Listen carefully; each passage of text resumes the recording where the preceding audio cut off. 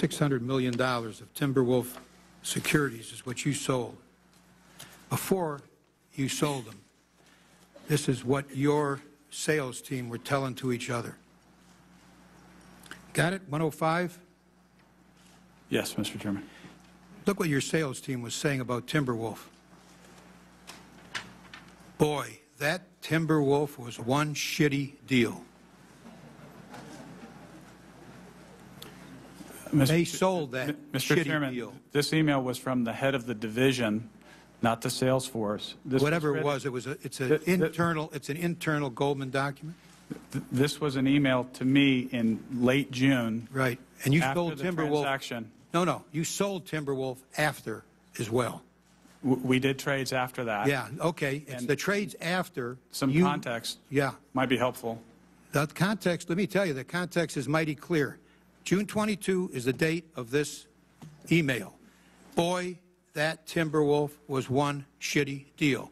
How much of that shitty deal did you sell to your clients after June 22, 2007? Mr. Chairman, I don't know the answer to that, but the price would have reflected levels that they wanted to invest in. Oh, of course. But they don't know it's a. You didn't tell them you thought it was a shitty deal. Well, I didn't say that. No. Who did? Your people, internally.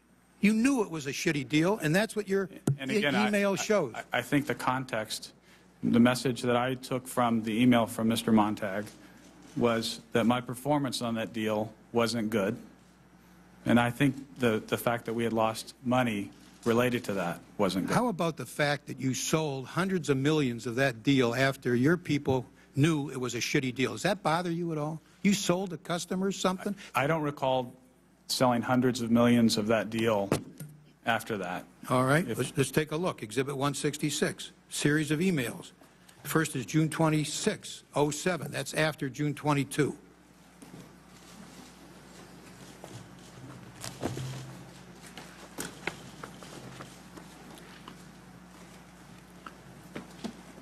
July 1, 2007, tells the sales force the top priority is Timberwolf. Your top priority to sell is that shitty deal.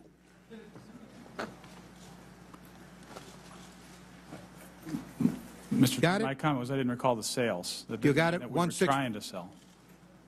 Okay, you're trying to sell a shitty deal, and it's your top priority. Come on, Mr. Sparks. Well, Mr. Chairman, should Goldman Sachs be trying to sell, and by the way, it sold it, a lot of it, after that date. Should Goldman Sachs be trying to sell a shitty deal?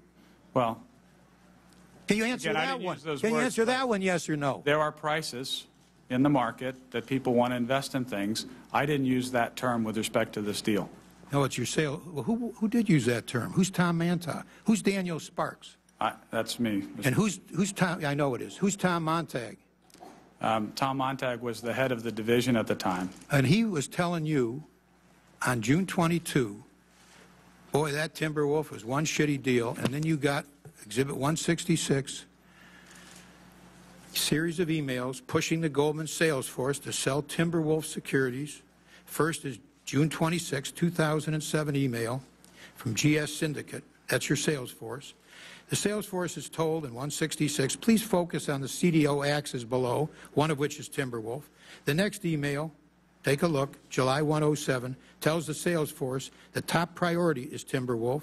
The next email is July 24, 2007. Timberwolf is again listed as one of the top priorities. Next is an email, July 3rd, still after the shitty deal assessment, and one in which one of GS sales team leaders, Matthew Biber, writes that with regard to Timberwolf, I'm all over these guys.